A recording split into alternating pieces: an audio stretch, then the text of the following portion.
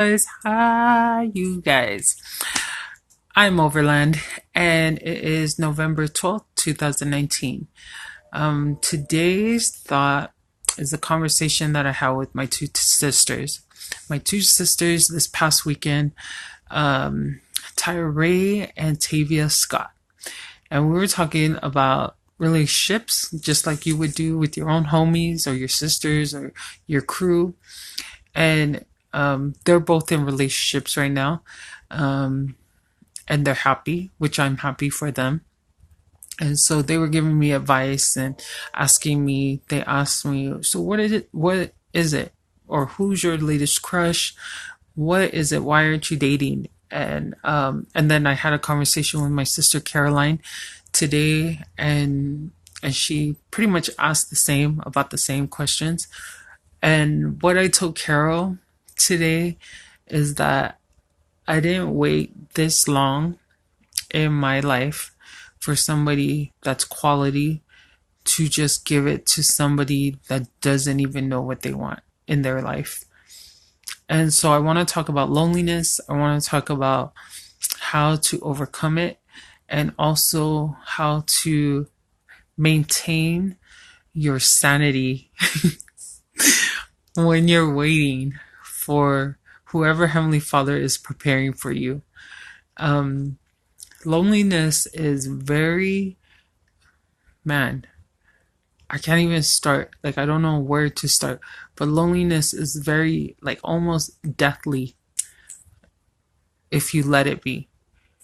When you are looking at everybody else's blessings, when you are looking at people's relationships, thinking that their relationships like heavenly and all that stuff, and you're like if you have thoughts that you are not worth being with, that is deadly because it will kill your confidence, it will kill your self-esteem, it will mentally um it will mentally mess you up.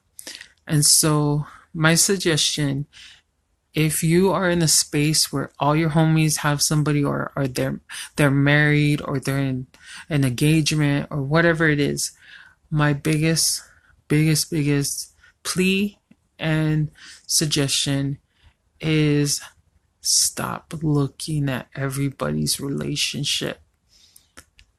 Stop looking at everybody's relationship and be in a relationship with yourself. Get to know your wants, your needs, and also what you need to mentally and emotionally heal from, especially when you have baggage that hasn't been dealt with from your childhood. It is okay for you to be in a relationship with yourself. Um, is it fun all the time? No. But then it might not be fun all the time because you're still looking at what you don't have, who you don't have, instead of what you do have. So the few things that I've been doing, and being grateful about being single, is instead of like asking people to hook me up, or asking my sisters like how did they meet, blah blah blah, um I just look at, I start to list, I'm grateful I'm single because I would not want to have the headache that they have.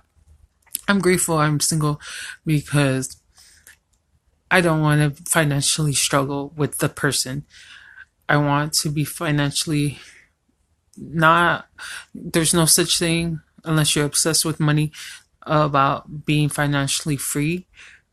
And I'm not trying to discourage anybody, but for my circumstance, I just want to be financially good until I can get to a place where I can be financially free. So I have time being in my singlehood. I have time to get that straight. I'm so happy I'm single because I don't know if whoever I'm supposed to be with, maybe they're taking this long because maybe their personality or their patience level wouldn't be very tolerant of myself, like me and my family. There's nobody perfect. I used to pray and beg Heavenly Father, please make sure my future in-laws are good and my future mother-in-law is good to me, blah, blah, blah. But I've learned that the way Heavenly Father works, it goes like with that saying, He gives us who we need, not who we want. And sometimes, if you're lucky and you're super blessed, you get who you want. But sometimes He gives you, and then that person that He gave you that you needed and may not have wanted at first turns into somebody you want. So, all I'm saying is be grateful that you're single. Be happy for those who are in your life and they're in relationships. So I said I wanted to touch on loneliness, but then I wanted to transition to something else. And so give me a second so I can think about that. If I can't remember in the next 10 seconds, we will move on. But I feel like I can't remember. Dang it. We're going to do way better at writing things down. Anyways, I love you guys. We'll leave it at that. Just know that you are okay if you're single. And if you are married and unsatisfied in your marriage, fix it, get counseling. I would say get counseling. Don't even run to your married friends or your single friends or your parents, especially your parents or family members. Don't run to them. They're biased. They're biased. I know I'm a biased family member. When my sister and brothers got married and they would have their fights, I would be the in-law that an in-law wouldn't want, because I'm like, what did they say to my sister? What did they say?